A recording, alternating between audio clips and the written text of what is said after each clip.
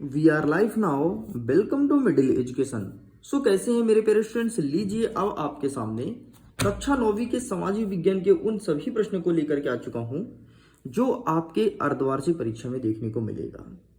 देखिए मेरे प्यारे स्टूडेंट्स, ऑलरेडी इसका पार्ट नंबर फर्स्ट अपलोड कर दिया हूं, जिसमें आपके भूगोल के जितने भी क्वेश्चंस बन सकते थे सभी को बहुत अच्छे समझाया हूं, और ऐसे ही नहीं, एटलस का यूज करके समझाया हूं। एक एक चीज आपको हिंदुस्तान के मैप पे दिखाया हूं और वीडियो को मैं बनाया हूं।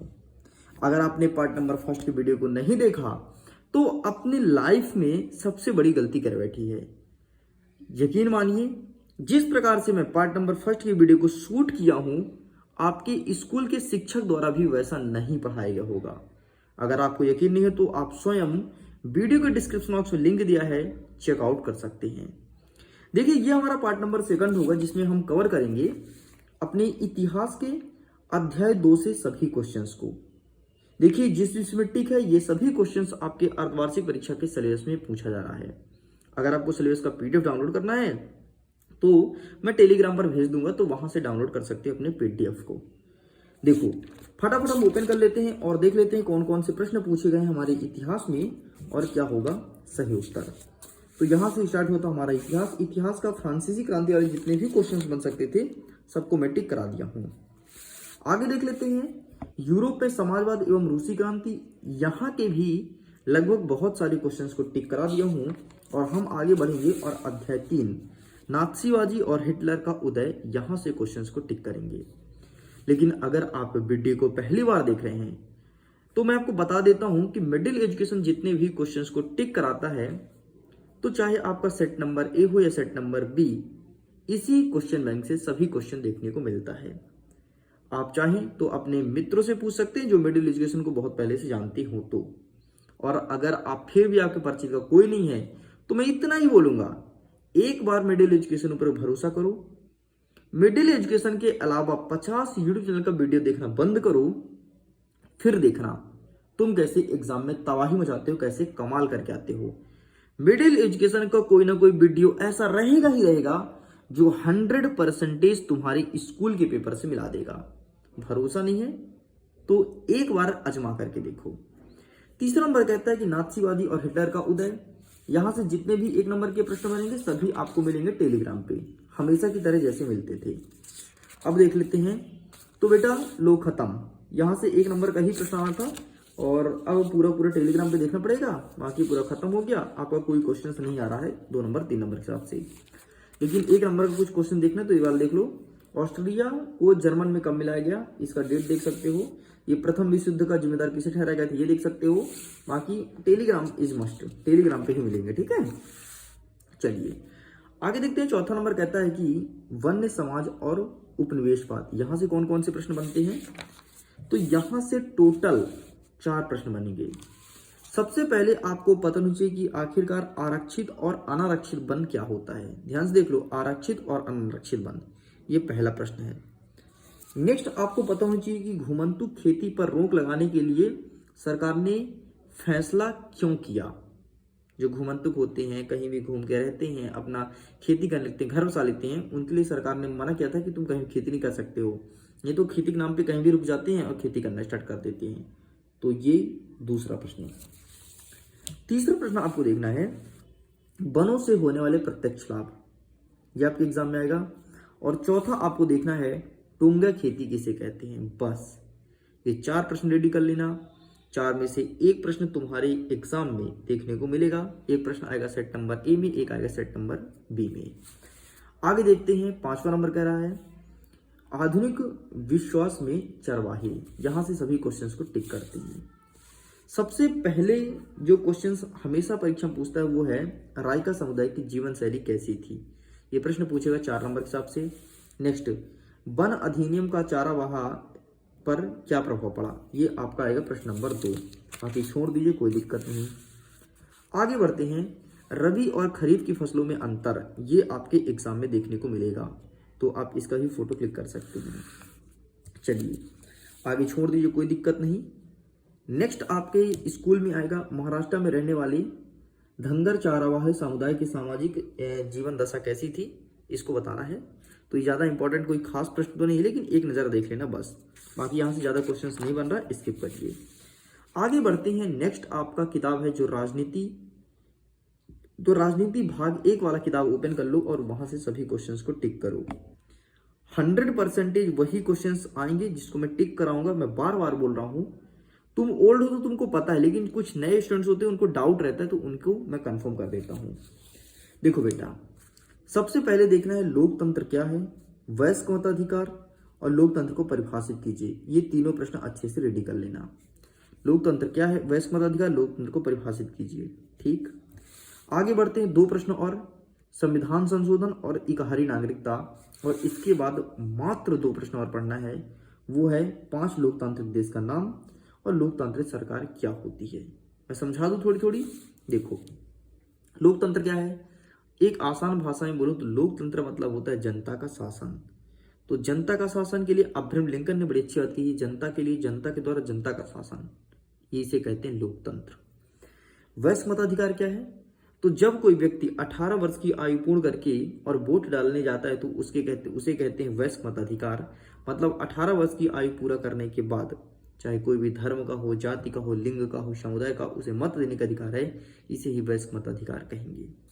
नेक्स्ट अगेन लोकतंत्र, वही जनता का शासन। नेक्स्ट कहता है संविधान संशोधन। संविधान में आमूलचूल परिवर्तन करना ही संविधान संशोधन कहलाता है। नेक्स्ट कहता है इकहरी नागरिकता। इकहरी नागरिकता का मतलब होता है एक नागरिकता। अगर हम अपने भारत देश की बात करें तो भारत में रहने वाले समस्त व्यक्ति भारत की नागरिकता और उन्हें भारत का नागरिक कहा जाता है। अपने राज्य की नागरिकता लेने की कोई जरूरत नहीं है। इस प्रकार की इकहरी नागरिकता, मतलब हिंदुस्तान में एक ही नागरिकता है। लेकिन अमेरिका में 2 नागरिकता है, एक अपने देश का और दूसरा अपने उस राज्य का जहां हम रहते हैं। तो इस प्रकार से सभी क्वेश्चंस को समझा दिया। 2 और बचे, वो देख लो। ठीक, नेक्स्ट आता है अध्याय 2 संविधान निर्माण। यहां से सभी क्वेश्चंस को कवर करते हैं। यहां से आएगा धर्मनिरपेक्ष का अर्थ और सार्वभौमिक वयस्क मताधिकार। 2 प्रश्न होगा। ये प्रश्न हमेशा पूछता है कि संविधान सभा के 4 सदस्यों का नाम लिखो। हमेशा पूछता है, पिछले 5 से 6 साल से रिपीट हो रहा है, तो इसे देख लो। संविधान सभा की विशेषताएं, राज्य के नीति निर्देशक तत्व, ये सभी क्वेश्चंस एग्जाम में आएंगे। अब देखो, यहाँ से और तगड़े तगड़े क्वेश्चंस हैं, जैसे मौलिक अधिकार और मौलिक कर्तव्य क्या होता है। ठीक, नेक्स्ट देखना है संसदीय शासन प्रणाली क्या है। नेक्स्ट देखना है संविधान सभा के 5 सदस्य, जो कि मैंने पहले टिक करा दिया। ठीक, बाकी कोई भी नहीं आएगा, स्किप करो। आगे बढ़ते हैं। 3रा नंबर चुनावी राजनीति। यहाँ से सभी क्वेश्चंस को कवर करते हैं। तो यहाँ से 1 नंबर का प्रश्न आएगा, जो कि आपको मिलेगा टेलीग्राम पे। नेक्स्ट देखते हैं आपका चौथा चैप्टर का नाम है संस्थाओं का कामकाज। यहाँ से क्वेश्चंस को देखते हैं। सबसे पहला प्रश्न, गठबंधन सरकार किसे कहते हैं, ये पूछा जाएगा। दूसरा कहता है न्यायपालिका और विधायिका किसे कहते हैं, क्या होता है, ये आपके एग्जाम में आएगा। ठीक है, आगे बढ़ते हैं। नेक्स्ट क्वेश्चन, नेक्स्ट कहता है कि जनहित याचिका किसे कहते हैं, इसे याद कर लेना। आगे बढ़ते हैं।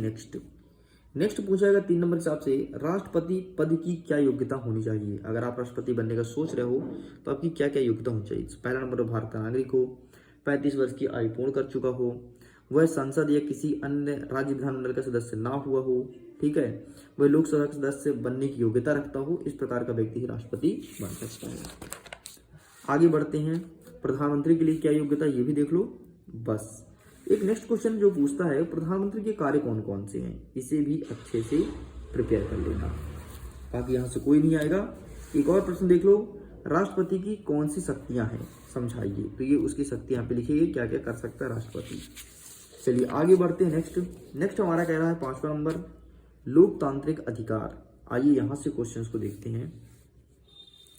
सबसे पहला नंबर पूछेगा कि राष्ट्रीय मानवाधिकार आयोग के कार्यों की व्याख्या कीजिए। तो ये रहा राष्ट्रीय मानवाधिकार के आयोग के कार्य, तो इसका स्क्रीनशॉट ले सकते हो। आगे बढ़ते हैं। नेक्स्ट क्या कहता है, नेक्स्ट कहता है कि समानता का अर्थ स्पष्ट कीजिए। ठीक है, बाकी यहां से कोई भी क्वेश्चन नहीं आएगा। नेक्स्ट आप देख सकते हैं धार्मिक स्थल, नहीं आएगा, कोई क्वेश्चन नहीं आएगा। यहाँ से इस चैप्टर से क्वेश्चन कभी नहीं बनता। ठीक, देखना चाहो तो रिट देख सकते हो, बस बाकी क्वेश्चन नहीं बनता है तो कोई मतलब नहीं टिक करने से, ना तो आपके पेपर में आया है कल के। आगे देखते हैं नेक्स्ट आपका एक और किताब है जो है अर्थशास्त्र या इकोनॉमी, तुम जो भी कहते हो, वहां से सभी क्वेश्चन देख लेते हैं। पहला है पालनपुर की कहानी, तो यहाँ से 1 नंबर के सारे क्वेश्चंस आपको मिलेंगे टेलीग्राम पर। अगेन बोल रहा हूँ, हमारा अब आया अध्याय नंबर 2, संसाधन के रूप में लोग। ठीक, यहां से आपको देखना है प्रच्छन्न बेरोजगारी, शिक्षित बेरोजगारी, दोनों को अच्छे से कवर करना है।